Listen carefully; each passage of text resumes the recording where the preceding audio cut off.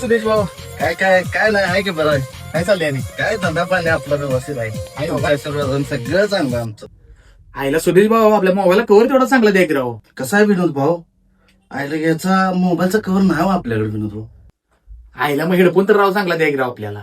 Headphone आहे ते आपल्याकडे थोडासा माल आहे पण तो खराब आहे खराब आहे. खराब आहे. आईला मग याचा चार्जर एक द्या की राव. चार्जर आपल्याकडे आहे पण तुमच्या मोबाईलला सपोर्टेड नाही. तुमच्या मोबाईलला सपोर्ट करणार नाही. आईला मग सपोर्ट काय करते?